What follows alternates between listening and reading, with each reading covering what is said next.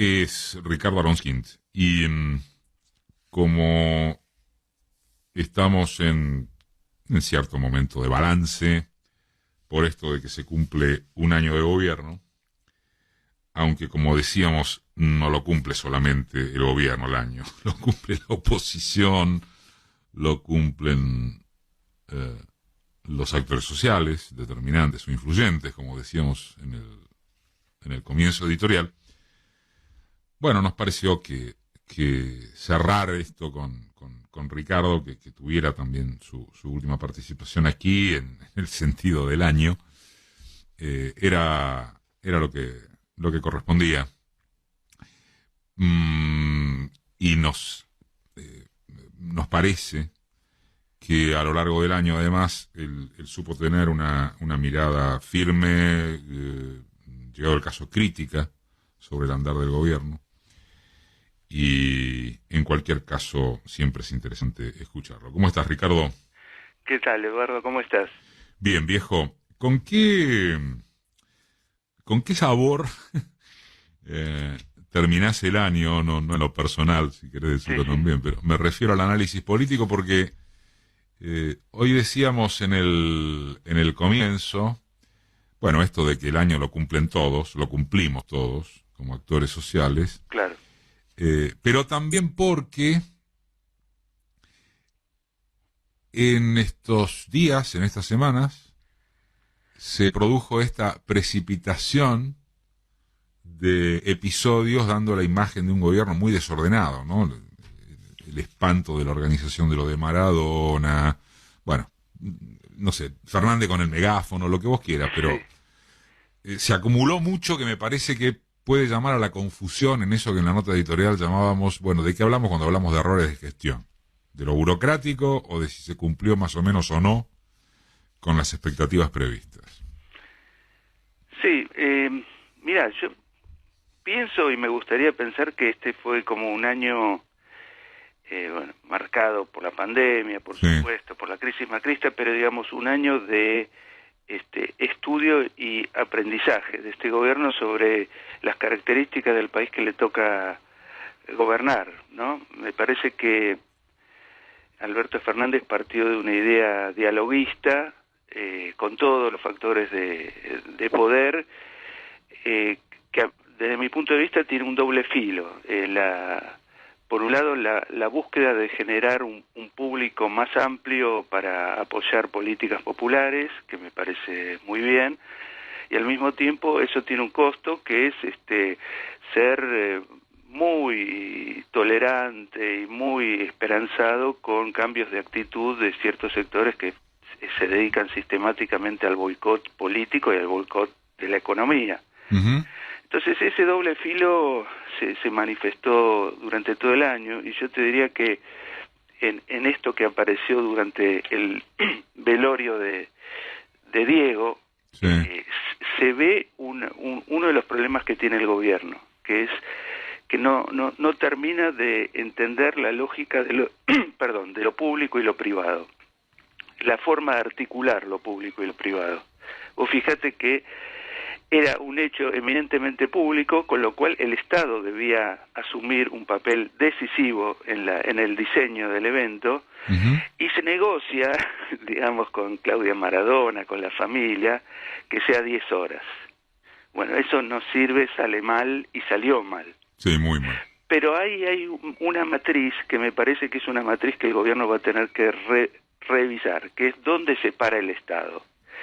Si el Estado se para como una especie de intermediario, de negociador de todo con todo el mundo, o si el Estado fija determinadas pautas centrales que hacen al ordenamiento de la sociedad, a partir de la cual sí, por supuesto, se puede dialogar, negociar, llegar a acuerdos, etcétera, etcétera, pero partiendo de un esquema, de un diseño que parte del Estado, no es un promedio de lo que le gusta a cualquier cosa, porque es como si dijéramos, mira, ¿qué me gusta a mí y qué le gusta a ella? Sumamos y dividimos por 2. No, de eso no sale nada bueno. No sale nada bueno, que es lo que se vio físicamente en el velorio de Maradona. Entonces me parece que es esa matriz de no terminar de ubicarse, que se está en la cabeza del Estado Nacional, que el presidente de la Nación no es cualquiera, no es un político cualquiera, ni es un empresario cualquiera, ni es un CEO cualquiera, sino que es el presidente de la Nación Argentina, tiene que ser asumido claramente, y que creo que fue la fuente de varios problemas que hubo a lo largo del año. Por ejemplo, la actitud frente a Vicentín, que fue una actitud como de duda, ¿no? Digamos, tomé esta decisión, pero estoy en disposición de revisarla si aparece alguna idea mejor. El Estado no puede decir eso. Es decir, una vez que el Estado toma una decisión, imagínate si se hubiera dicho, mira, nosotros decidimos hacerla A u H, pero si a alguien se le ocurre algo mejor, lo cambiamos. Esas cosas no se pueden hacer, y esto para decir lo que nos toca de nuestro lado, porque sí, de lo otro sabemos cómo funciona, cómo está dedicado al boicot. Yo no conozco muchos países del mundo donde la oposición tenga una actitud tan dañina, tan destructiva, tan boicoteadora. Digamos, llegamos a fin de año con la ilusión de un sector ínfimo de la sociedad de generar una devaluación que tendría un efecto desastroso sobre el bolsillo popular, pero también sobre el funcionamiento de la economía y sobre las propias finanzas del Estado. Y ese es un sector concentrado y muy fuerte y que maneja medios de comunicación y que está pidiendo medidas completamente bizarras cuya única función es destruir la economía en vez de reconstruirla, que es la idea que se supone que tendrían que tener todos los actores de la sociedad con sus matices respectivos. Pero una cosa es ubicarse dentro de la reconstrucción, ganar yo plata, y otra es dedicarme a la destrucción. Me parece hay un tema que respecto de lo que decís está dado por cómo se estipula y cómo se genera, en todo caso, la correlación de fuerzas que te permita, por ejemplo, que el Estado asuma el papel al que referís. En ese sentido, la pandemia, el aislamiento, no jugó un papel determinante a lo largo del año. Ya sé que es contrafáctico, pero y además no creo que esto vaya a cambiar de la noche a la mañana, ni muchísimo menos, ¿no? Sí. Pero me refiero a la movilización popular, que es una herramienta indispensable, el echar mano a los actores sociales favorables para avanzar más pasos, es algo de lo que se carece. ¿Qué grado de complejidad, de gravedad le das a eso? Mira, yo creo que, por supuesto, la pandemia es una traba objetiva para muchísimas cosas, pero me parece que no alcanza como factor explicativo. Uh-huh. Digamos, hubo una fecha muy importante que fue el 17 de octubre, que muchísima gente quería salir, muchísimos estábamos absolutamente hartos de presenciar esas mini manifestaciones de la derecha que parecían ocupar todo el escenario de la política argentina, y ahí, digamos, hubo desde el Estado una especie de actitud de medio enfriar esa situación, de no darle toda la envergadura requerida. Eso me parece que pasa constantemente, y algunas cosas, vos decías la correlación de fuerzas también es un elemento anímico, tiene que ver con el entusiasmo, con las ganas, y me parece que ese flanco el gobierno lo descuida en el sentido de esto que se vio el otro día con la figura de Maradona.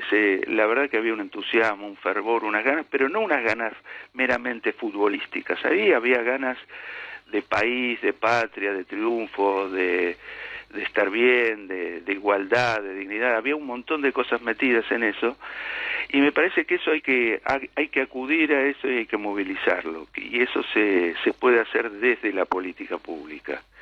Te doy un ejemplo. Se anuncia una medida buena, a mi juicio, que es el aumento del 5% de los jubilados.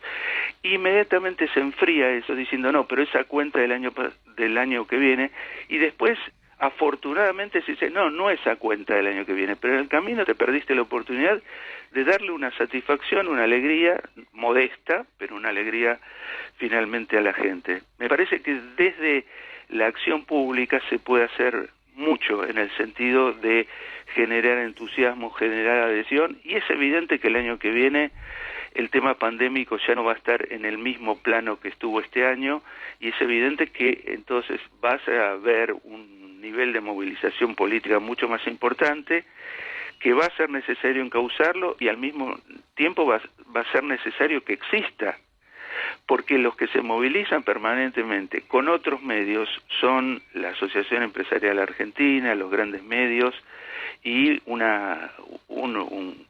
sectores de la derecha que tienen otras formas de incidir permanentemente en la opinión pública. Entonces me parece que ahí el gobierno tiene que asumir que ese es un instrumento de él y que a él le sirve, aunque incluso haya manifestaciones en contra, le sirve para decir nosotros somos el centro de la escena política y no una especie de negociador con un solo sector que nos tiene todo el día a los altos.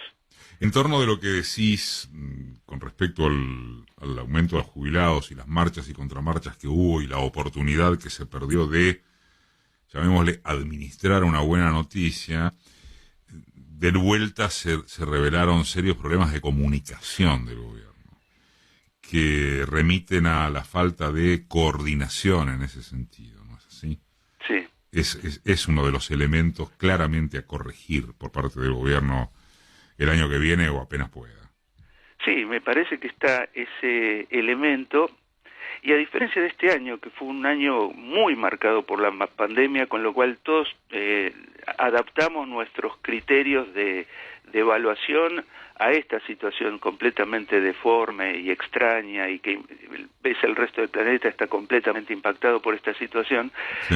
El año que viene entramos en una situación de semi-normalidad, y eso tiene que y eso es importante porque el gobierno puede decir este año logramos un montón de cosas, pero objetivamente estamos mal, terminamos el año con muchos problemas en el salario, en los ingresos de la gente, en los aumentos de la inflación. El año que viene va a haber que hacer goles, digamos. Es claro que tiene que verse los goles muy claramente porque tenés un año electoral. Y todos saben que es un año electoral, y entonces no alcanza, digamos, con estos juicios muy sesudos que podemos hacer nosotros sobre en esta situación de pandemia, bla, bla, bla, bla, bla, bla, y que sí da un balance claramente positivo, fue un gobierno responsable, trató de cuidar en la mayor medida posible, pero te diría que también en eso tuvo algo. Hoy vos decís el tema comunicación, ¿cómo puede ser que se haya abandonado completamente la comunicación pública en relación a los peligros de la pandemia, a cuidarse? Salís a la calle y ves un montón de gente sin barbijo. Sí, es como la inacción en ese sentido es un estímulo al relajo. Absolutamente, estás dejando, digamos, te transformaste en lo que repudiabas a comienzos del año, sí. Era la inacción. Bueno, no digo tomar medidas más importantes, que habría que tomar en algunos casos, pero digo, la cosa de machacar con política inteligente, publicitaria, comunicacional en relación al tema pandemia, es un gran tema que se dejó de lado, no entiendo por qué, no creo que sea por una cuestión presupuestaria. Y otros temas que a lo largo del año que viene se van a presentar, que son complicados y que el gobierno ya tiene que estar pensando respuestas claras y contundentes. Uno es el tema de la Corte, el tema de los presos políticos, Milagro Sala, Amado Boudou, hay compañeros ahí que están en una situación inconcebible, antidemocrática, antiderecho. Bueno, algo va a haber que contestar en relación a eso. Algo va a haber que hacer en relación a los precios de los alimentos, sobre todo, que son un tema serio y que pueden terminar perjudicando fuertemente la reactivación económica que el gobierno quiere hacer. Pero digamos, si vos sos muy concesivo y muy tranquilo y muy dejar que los actores económicos hagan cualquier cosa, parte de los aumentos de alimentos que tuvimos las últimas semanas también tuvieron que ver con especulación con el dólar. Uh-huh. Entonces, vos te encontrás con una situación que si sos pasivo frente a eso, dejás que un grupo de especuladores empobrezcan al pueblo argentino. Si no haces nada, si sos intermediario frente a esa situación o comentarista, ahí hay que hacer goles. ahí hay que hacer goles. Ricardo, un abrazo enorme y aprovecho para además agradecerte todo lo que has colaborado con nosotros a lo largo de este año, y así seguiremos. Abrazo. No, bueno, yo te agradezco a vos por ser una de las voces que están en esta época compleja ayudando a pensar las cuestiones. Te agradezco mucho. Gracias, Ricardo. Pasó Aronskin por Marca de Radio.